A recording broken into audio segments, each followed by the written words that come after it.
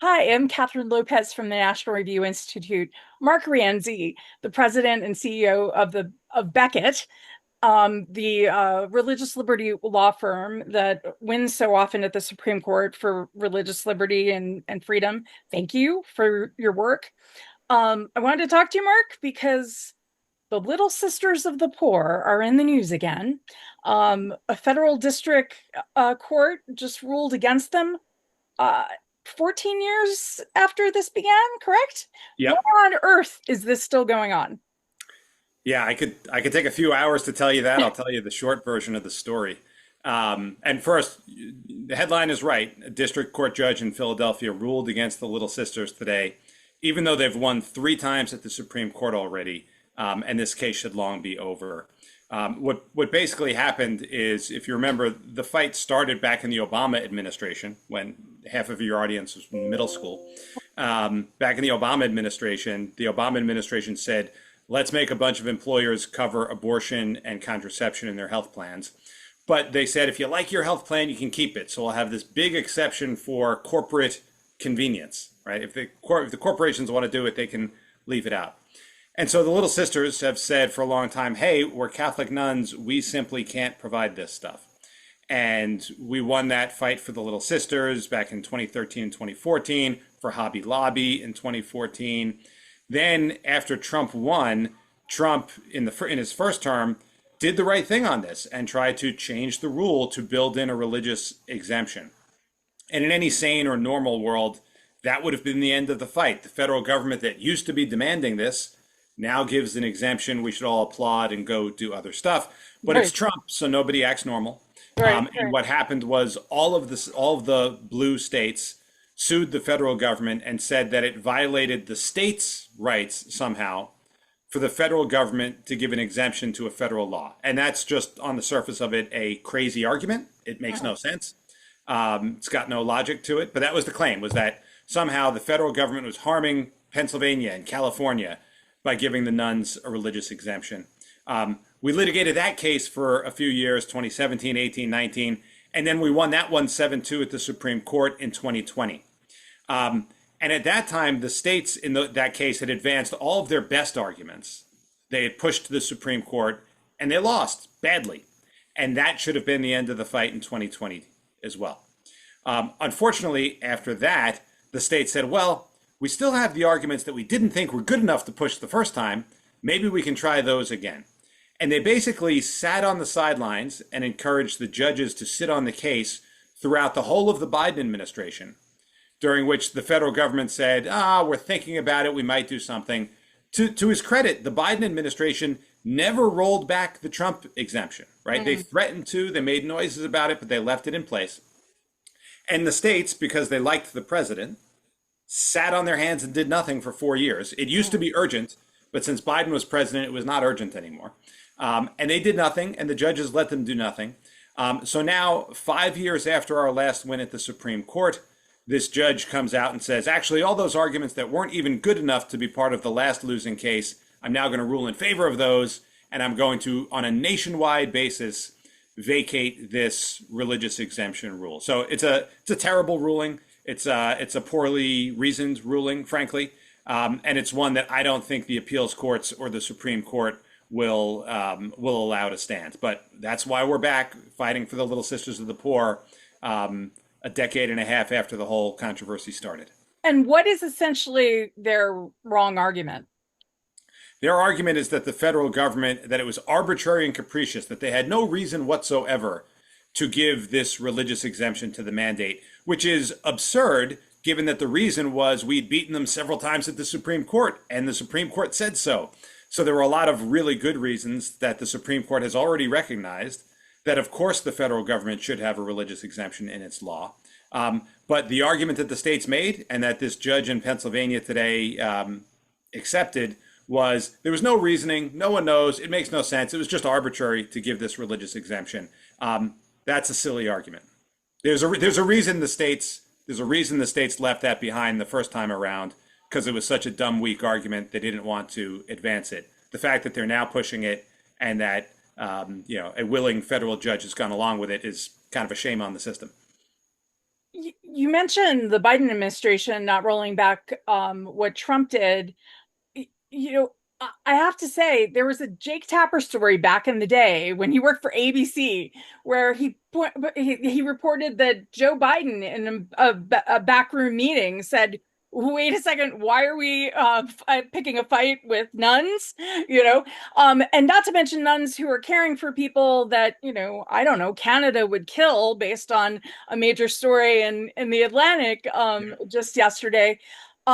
It's so bizarre that even Joe Biden could see it. It seems. Did you ever think you would spend so much time with the Little Sisters of the Poor? I guess that's an upside to I this was going to say that's actually the ridiculousness. great Yeah. blessing. It's the great personal blessing for me, right? Every day I interact with the Little Sisters is a better day. Look, the Little Sisters of the Poor are wonderful people, and they do wonderful work. And in any sane universe, the government does not attack these people. The government just claps for these people and Right. thanks them for taking care of poor people who need help, who no one else is willing to take care of. And so that's what all decent people should want, is that we all just agree to leave the nuns alone. And that's what our government should do. And really, the fact that the states are pursuing this case, that they're really harassing the nuns to this level, is a shame, and they should be ashamed of themselves and embarrassed. And they're going to lose. I mean, they've lost at the court every single time we've been there. They're going to lose. This is a terrible argument they've got. Their rules are unconstitutional in a dozen different ways. They're not going to win. They just foolishly think that their base likes harassing the Little Sisters, and I don't think that could really even be true. That seems insane. Do you are you certain it goes to the Supreme Court? The first in between, we appeal to the Third Yeah. Circuit Court of Appeals, and that's a good appeals court with a lot of smart judges on it. So no, I'm not certain it goes to the Supreme Court. I would hope that the Third Circuit would get it right on the way up and say, this is just silly, go back and do the right thing. That's certainly the first court we're going to talk to and ask. And I hope it ends there. But ultimately, I don't see them or the Supreme Court saying that this is okay. This is silly. As we've said from the outset, there are a zillion different ways for governments that want to give people contraceptives to give people contraceptives. And every one of these state governments does it all day long, every day. And they're actually excited to do it. They like doing it. They're happy to spend money on it. So the idea that any of these governments needs Catholic nuns to help them is just a stupid idea. And it's been a stupid idea for 15 years. And sometimes stupid ideas take a long time to die. Yeah, Eric Adams in New York has set up vending machines with abortion pills now in some areas. It's terrible, but it ain't hard, right? It's Yeah, right, terrible, right, but they've exactly. proven it's They, not hard. they can do this without taking time away from the nuns who are caring for the elderly poor. So is there another trick if for states like New Jersey and Pennsylvania, if the on appeal the sisters win? There should not be, right? One of the reasons Now they're this doing all their bad arguments. we're getting through all the stuff that was on the cutting room floor before, so this should be their last set of arguments.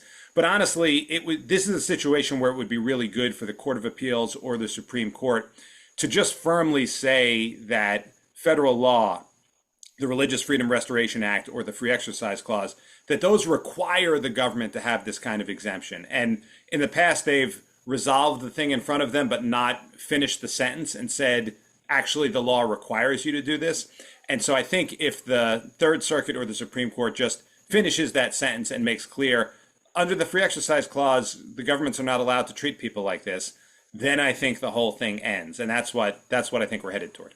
What does the continuing harassment of the Little Sisters say about the state of religious liberty in America? I think it says, unfortunately, it's gotten way too political. Like, it's just a sad and a bad thing if a government looks at the world and says, "Ha, my base will be happy if I go attack the nuns." Like, that's just a sorry state for the country to be in. Thankfully, I don't think that's like, I think there are angry fringes. I don't think most decent pro-choice liberals like harassing the Little Sisters of the Poor. I really Right. don't. Like, I don't think most of them actually wake up and say, "Yeah, I want my elected officials to go after the nuns." Unfortunately, too many do, right? So enough do that the politicians do it. But I think 80% of the country or more would see this the right way. And even if you like abortion, you should be able to say, but gosh, we don't need to make nuns participate in this thing. And of course, there's other ways. So I think it says a bad thing about the state of our politics. I'm a little more hopeful about the state of our people. And I also think that most people aren't even aware this is going on. I mean, even people who are friendly to Becket don't have any idea There's what's no still need, going there's on. no reason you would have Right, because the states haven't pursued it for 5 years. So it has been on a shelf on ice because they didn't want to pursue their case. The judge shouldn't have let them pick it up and resume it now just because there's a new president, but she did. But there's no reason anyone would have paid any attention because it wasn't going on, and also it wasn't going on, and also it wasn't a problem. So to remind you of the right, complaints way back when, all these women who aren't going to get the contraception that they need, like that has always been a lie.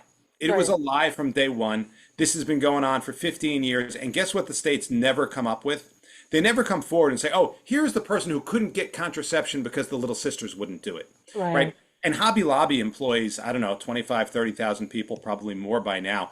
But even in that case, no one ever came forward and said, here's the employee who couldn't get what she needed. Because it was a lie. Because if you didn't get it from Hobby Lobby, you bought it at CVS, you got it for free from Planned Parenthood or Title 10. But the idea, the claim that the sisters are standing in the way of somebody getting something they need, that was always a lie. And the fact that this has gone on for 14 years and nobody has produced the first such person who couldn't get what she needed just proves that everyone's been lying. And they've been lying in court. They've been lying in briefs filed in front of the justices. They've been lying the whole time about the alleged harm this would cause. It's just fake. There are a lot of other ways to do this, and everyone actually knows it. They're just trying to score political points. It gets my anger up, like with the case in Philadelphia that you guys won at the Supreme Court unanimously, where Catholic Social Services had to stop working in the city of Philadelphia, and there was no actual person who went to Catholic Social Services and said, "Hi, I'm a gay couple, I want to adopt." There was no person, because Yeah, I think most reasonable people, you go with the agency to that reflects your values, right? I think that's right, and you're right. Fulton was a case where it was politicians who thought they were playing to the base, but there were no gay couples that even asked the Catholic Church in Philly to come in and give its opinion about their family life. They knew there was a disagreement, and what decent, reasonable Americans can do in the face of disagreement is they can shrug their shoulders. They can say, "Huh, that person's different from me. We disagree on this," and then. Honestly, the good thing is they can all go off and help kids. They can all go off and do good things for the world, which everyone was doing. So it was a terrible situation there. And it's the same thing here. They don't have Little Sisters of the Poor employees who are clamoring for this. Right. They certainly don't have residents who are saying, shut down my nursing home unless they give out contraception. So this is just a political fight being foisted on people because that's the nature of our politics today. It's bad. And what we'll do is we'll now go make good precedent on it like we did for Bella. By the way, I loved your Bella piece yesterday. Oh gosh, they're such beautiful people. Yeah, so the upside of the bad, right? The bad is the stupidly hostile, the anti-human, the anti-freedom, hostile stuff that we see in the world. That's bad, and I wish we didn't have it. The upside is that courageous people with good lawyers can take those bad things and turn them into wins that set good precedent and make the rules better for the future. That's what the Becket Fund does every day. That's why we're really honored to get to work with people like the Little Sisters and Bella. And to me, that's the way to take the bad things in the world and turn them for good, is to say, okay, you're going to behave badly. We're going to go to court. We're going to get an order. We're going to set up the law differently for the future so that hopefully the next generation doesn't try to do this to each other. Well, and for anyone who doesn't know what we're talking about, Bella Health and Wellness in Colorado do the abortion pill reversal, which is a simple hormone therapy. It's giving a woman progesterone because she started the abortion pill process. And I mean, reasonable people cannot object to this. This Yeah, is not bad medicine. reasonable people don't object to it. Only Right. unreasonable politicians and political hacks masquerading as scientists object to it. Progesterone in a pregnant woman is the most natural thing on the planet. It's Right. just what the body does. And in Colorado, they are perfectly fine forcing insurance companies to pay for men to take progesterone to get more shapely breasts.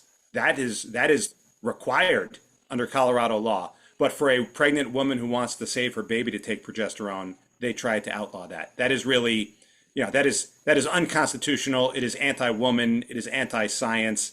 It's just bad. And I think 95% of the country is on our side in that case. 95% of the country, no matter what you think about abortion, right? Surely you think if there's a woman who says, okay, I want the abortion to stop and I'd like to save my baby. I've never met anybody whose view is, okay, no, tough luck, make her go ahead with it. Send her home to wait for a dead baby.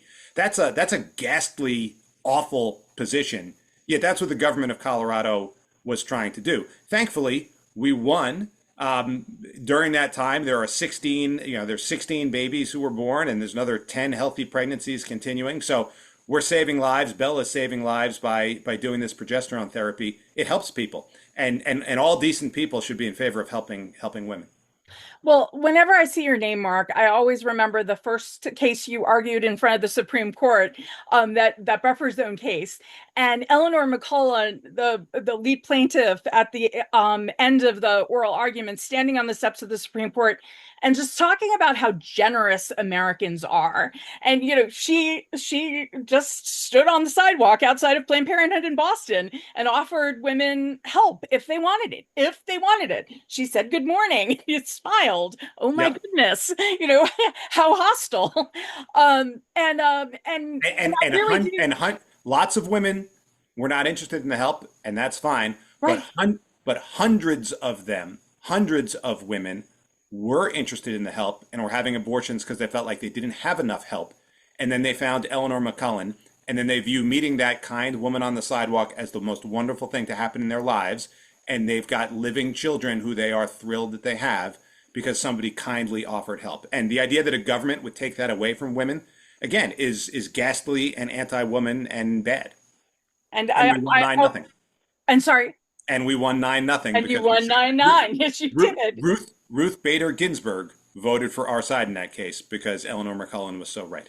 Well, and that is, as you've been saying, that is the upside. I do think that when Americans are really actually aware of these cases, and they don't tend to get the media that they should, they come down on the side of reason, and you help make sure that reason is protected. I want to let you go, but anything we should be keeping an eye out coming up with Becket Fund cases? I know you're constantly busy. Oh, sure. There's a ton. We're fighting in Washington about the seal of the confessional, where we got a win in the trial court against the judge there. We just wrapped up a great big case against UCLA for their anti-Semitism, the Jew exclusion zone that they'd allowed on their campus. So we've got a lot going on. It's all on the Becket Fund website, becketfund.org. And if anyone wants to find out more or support the work, we'd love to hear from you. I remember the first time I had to give a speech on Bill Buckley after he died as a Catholic journalist. I started searching through his archives for Catholic columns, and the first one I found was on the seal of confessional in some case in the 80s, I think. Bill Buckley would be proud of you. That's all I want to say. Well, that is a wonderful thing to hear. And here's how you know Washington's not so serious about it.